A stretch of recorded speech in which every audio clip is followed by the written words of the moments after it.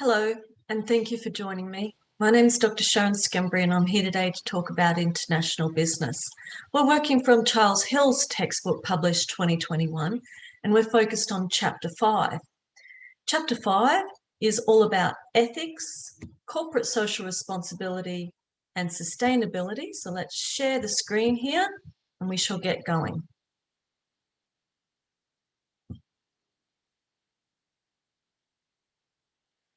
Okay, so ethics, corporate social responsibility, and sustainability are social issues that are frequent in international business context. Ethics is a starting point, and ethical strategy is all about the course of action that does not violate the organization's code of ethics or ethical standard.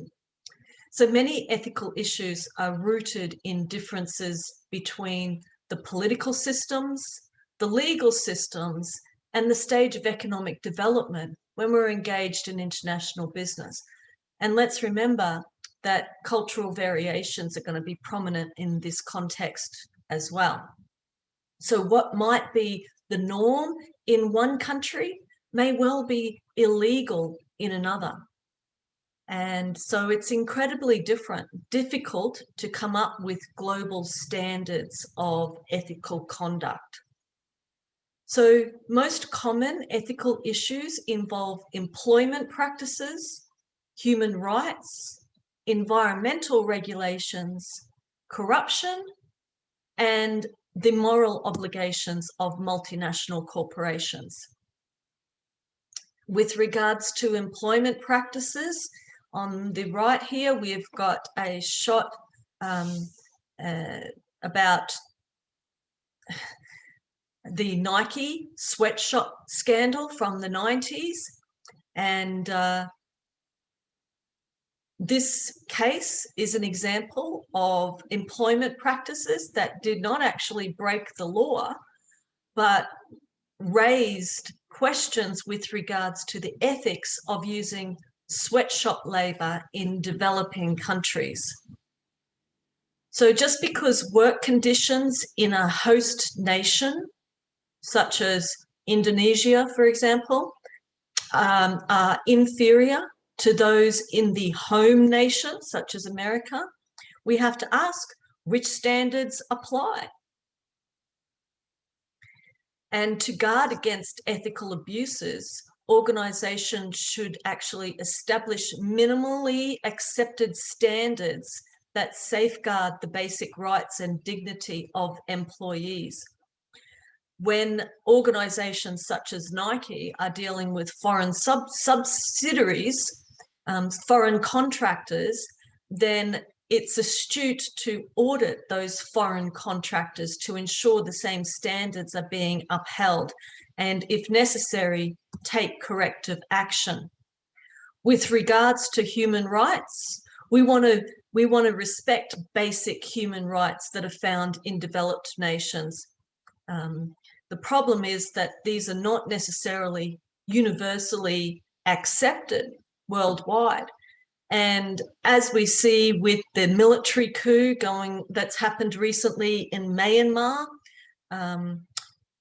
in the developed world, there's an acceptance or an assumption that freedom of association, freedom of speech, freedom of assembly, freedom of movement, and freedom from political repression are basic human rights that will be upheld. When we go to different countries and experience different political systems, different legal systems, different cultures, this may not necessarily be the case.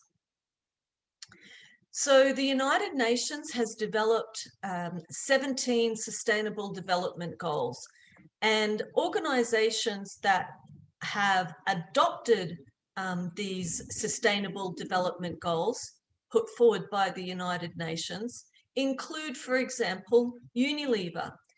And Unilever has specifically focused on Unilever as a global brand, a global consumer brand, has specifically chosen to focus on improving health and well-being for 1 billion people halving their environmental footprint and enhancing the livelihoods of millions that are involved with the Unilever supply chain. Unilever is not the only organisation that has decided to adopt these UN Sustainable Development Goals, but these development goals give organisations a framework by which to focus on sustainability, for example. Now, going back to human rights, okay, so repressive regimes are evident in many places in the world, and we have to ask, is it ethical for multinational corporations to do business with repressive regimes? And you might ask, well, what constitutes a repressive regime? Well, recent events give us a clue. This picture is a picture of a journalist that worked for Washington Post, and he wasn't an American citizen. He was an American permanent resident, like myself, and but he was from Saudi Arabia, and he went to visit the Saudi Arabian embassy and did not return. And the story is that, well, it's kind of a gruesome story. There's a hyperlink on the picture if you want to learn more. But when a journalist is speaking up about what's going on in a certain country, Jamal Khashoggi knew that he couldn't make the statements that he was making from Saudi Arabia. But being a permanent resident in America, he had the freedom of the press as a right in his favor. Unfortunately, it didn't uphold when he went into Saudi territory in visiting the embassy. Now, in the COVID context, we're used to seeing people wearing masks, but this picture actually is a picture from China pre-COVID. And in this picture, they're wearing masks to protect themselves from the haze of air pollution. You know, the not having the basic right of free and clear air to breathe is damaging to the people, and it's damaging to the commerce in particular nations such as China. But because China doesn't have the same high standard of employment practices than countries such as America in the developed world, many organizations will choose to manufacture in China. And here is part of the consequences. It's not only more lax environmental practices, it's more lax in terms of environmental pollution. So problems occur when environmental regulations differ between the host nations, such as China, and the home nation, such as America. And so we have this tragedy that evolves and results in environmental degradation. So we have to ask, is it ethical? It may well be highly efficient and cost effective for an organization to outsource their manufacturing to a third world country such as China and escape the environmental pollution regulations that they might be held account to in America, but is it ethical? We can ask similar questions with regards to corruption. So corruption has been a problem in almost every society in history and continues to be so today. But in America, there's something called the US Foreign Corruption Practices Act, FCPA, and this is a regulation designed to ensure that that the conduct of international business does not include the taking of bribes and other unethical actions. So American organizations venturing abroad and doing business in foreign markets are held to this act, right? They have to abide by American laws even when they're operating on foreign land. And that includes bribery, right? So it's It's a criminal offence to bribe foreign officials. So some multinationals have implemented a zero tolerance policy with regards to corruption, and examples of such organisations are BP and Dow Corning. Here we've got a graphical representation of the FCPA enforcement across various countries, with China well ahead of the rest of the world, where the FCPA has had to take action. Interestingly, the next three countries after China are three of the mints: Mexico, Indonesia, and Nigeria. Turkey is further down the line, way back down here. So part of the problem with ethical obligations is that it's always a grey area. It's never clear cut. It's never clear cut in terms of what is ethical or not. We can talk about standards of employment practices and basic human rights, and corruption and bribery is not acceptable, even environmental pollution standards. But there's always a point where it comes to, okay, does this constitute an ethical dilemma or not? So it's not always clear cut. There's increasing pressure from the marketplace, from customers and other stakeholders to be transparent with the ethical decision-making inside of an organisation. So they want transparency. The stakeholders want to be able to know whether this is an organisation that they want to support or not. The thing is that there's no global agreement about what are acceptable ethical standards. And so we end up in situations of ethical dilemmas. Right. So let's consider the roots of unethical behaviour. Why do managers behave unethically? Well, we can recognise that there's 6 determinants of ethical behaviour: our own personal ethics, our own moral compass, if you like, our own integrity.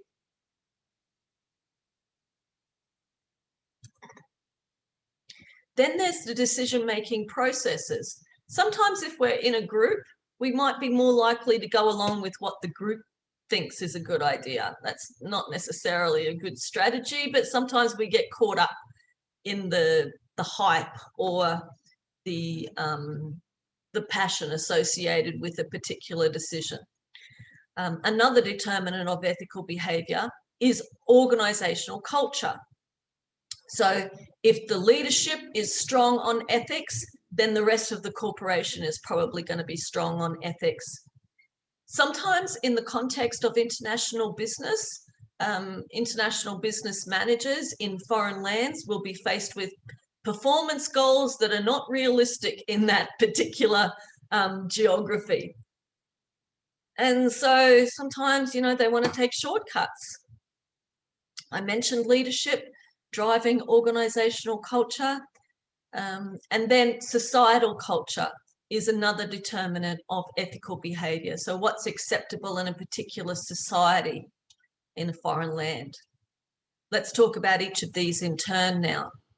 So with regards to personal ethics, the generally accepted principles of right and wrong is what an individual will decide whether the practice inside the organisation is right or wrong. So how strong is their individual moral compass? And we form our ethical orientations from an early age, our parents and our formative years at school, maybe the church, maybe even the media is going to influence what we think about as right and wrong. When managers are operating in foreign lands, so this is expat managers, expatriate managers, they might be faced with pressure to violate their personal ethics in a particular society, in a particular cultural context. And there might be, you know, directives coming from the home country that they sort of don't make sense when you're in this foreign country. So the performance goals might make it so that the expat managers try and implement, but end up acting unethically. So another root of unethical behavior, as we said, was the decision-making process. Many times, unethical behavior is simply a failure to ask or consider the ethical consequences, right? So we need to better understand how individuals make decisions that are ethical or unethical, right? We need to ensure the question of ethics is indeed considered. Okay, now each organization has an organizational culture, and sometimes the values and norms within an organization are going to encourage ethical behavior and sometimes not.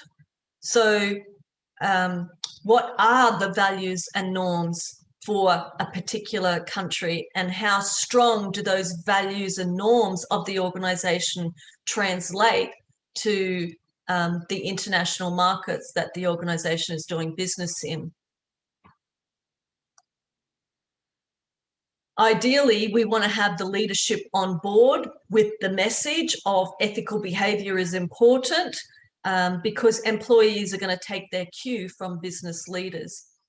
And this is especially important when the multinational corporation is doing business in a culture where, you know, the norm may be to pay off the officials. You know, bribery might be the norm, corruption might be the norm in the society.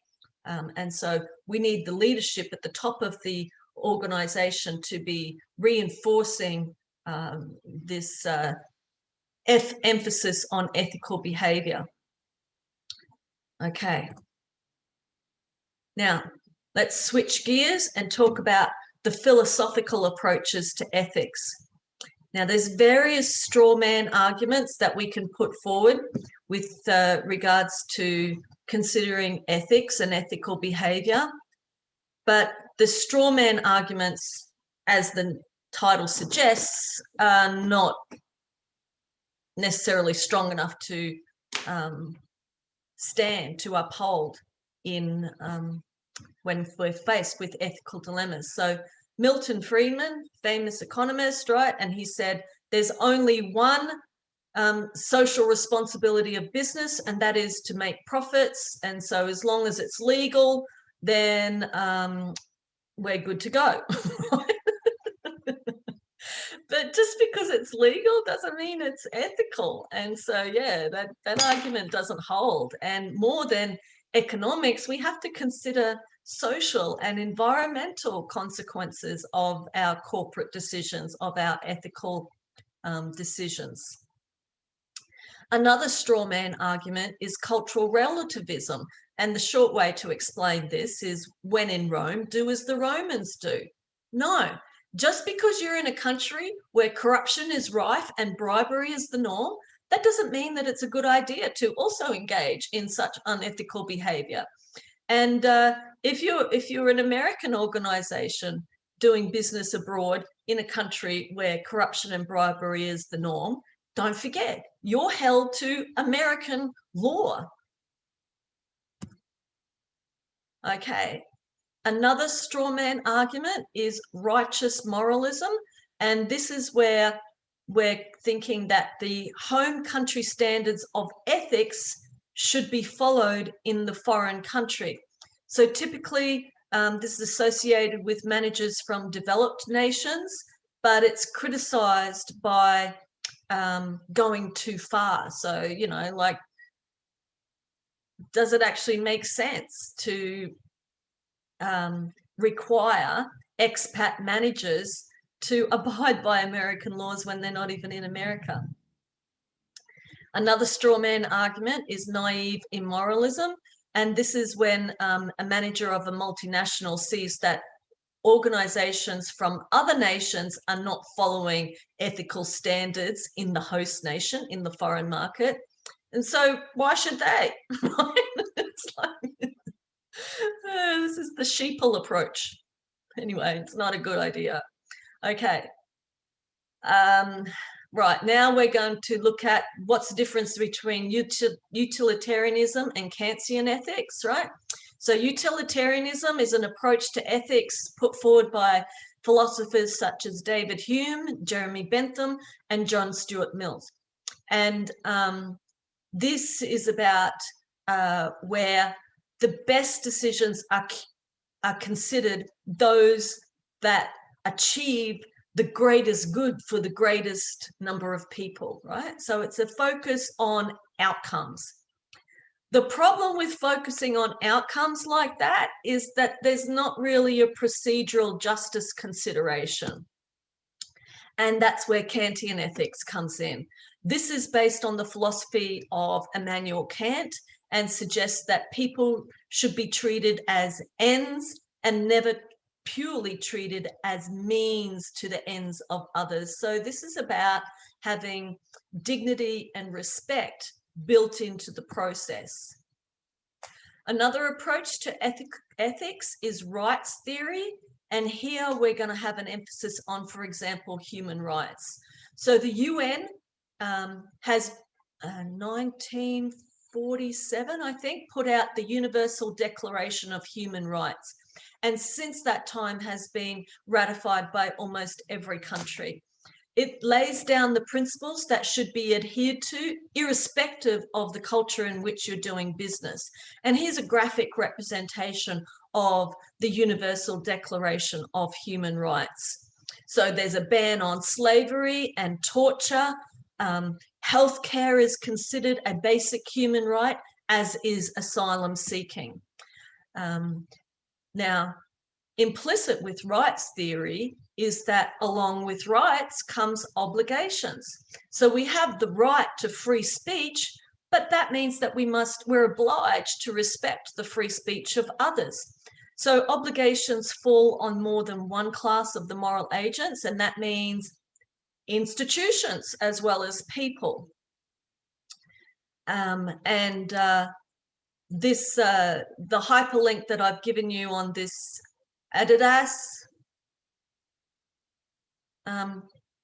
picture here is about corporations that are actually being caught out in failing to meet basic human rights standards when they're engaged in international business.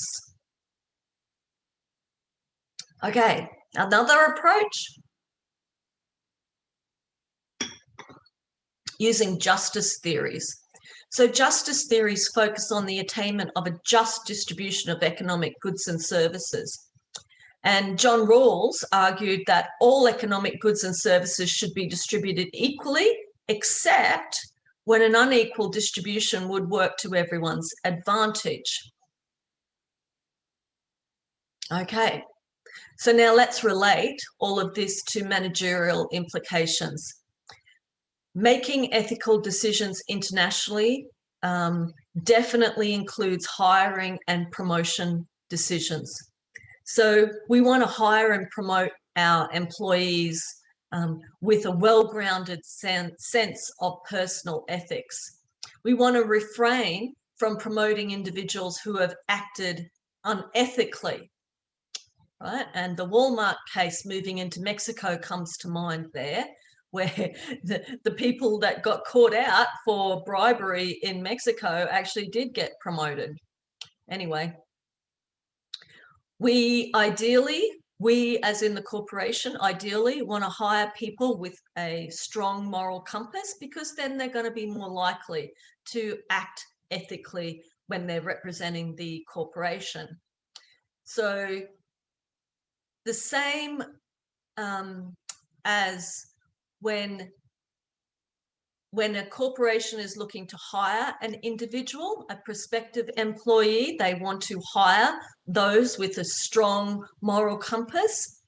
Similarly, prospective employees need to evaluate the corporation and make sure that that organization fits with their idea of what's right and wrong.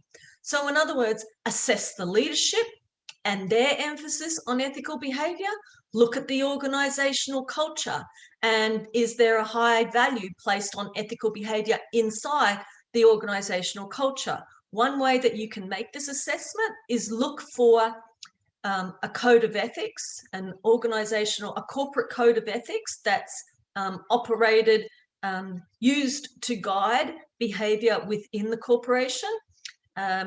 And maybe there's evidence of, or maybe you can ask in the interview, is there a system of incentives and rewards that for those employees that engage in ethical behavior or not? All right, international business managers need to consider the decision-making processes related to ethical dilemmas. So ideally, there are decision-making processes in place that require the employees involved, the managers, the business leaders involved, to ask the question of what are the ethical consequences of this business decision? Does the decision fall within the accepted values and standards of the organization's code of ethics? Is there a willingness to see the decision communicated to all stakeholders that are affected by it? We want to encourage transparency, and if there's internal corruption going on, then that's probably not going to be the case.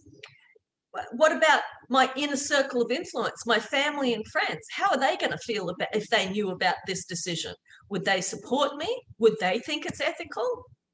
So we can look at this 5-step process to think through ethical problems, ethical dilemmas. 1, identify which stakeholders the decision would affect, and consider both internal stakeholders such as employees, managers, executives, as well as external stakeholders such as customers, the community, the environment. So this stakeholder analysis involves a moral imagination and standing in the shoes of the stakeholder and asking how appropriate a decision could be viewed or not. Step 2 in this 5-step decision-making process is to determine whether a proposed decision would violate the fundamental rights of any one group of stakeholders. Step 3, establish the moral intent.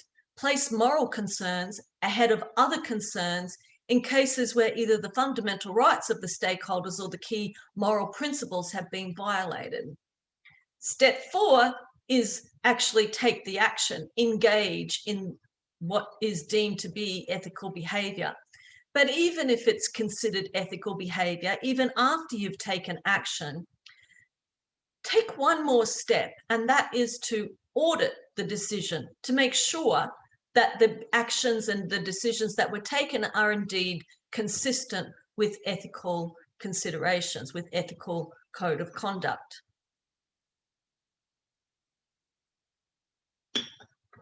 Now, another way that an organization can ensure that their culture is oriented towards ethical behavior is to have an ethics officer.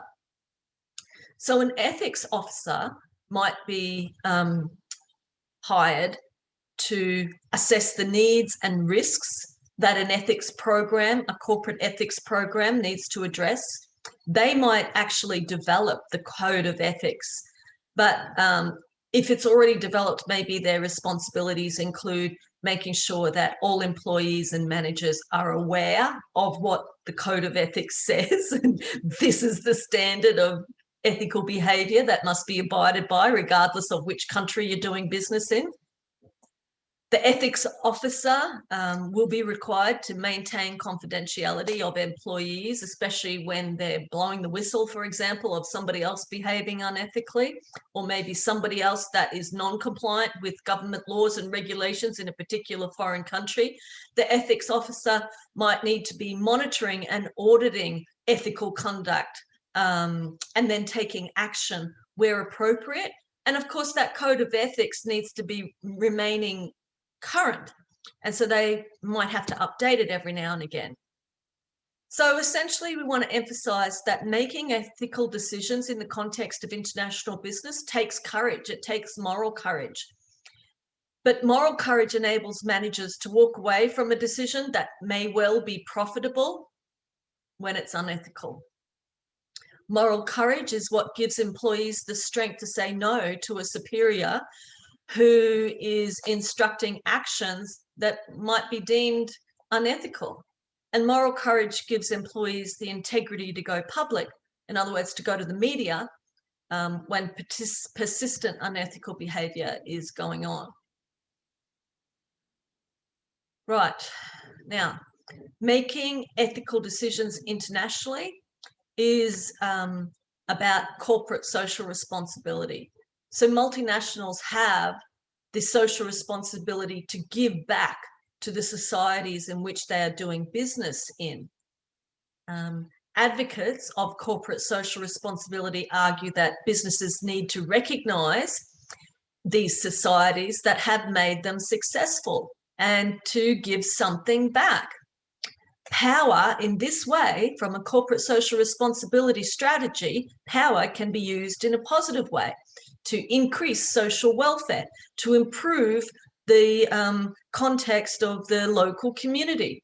And in this way, we're engaging in morally and ethically responsible behaviour.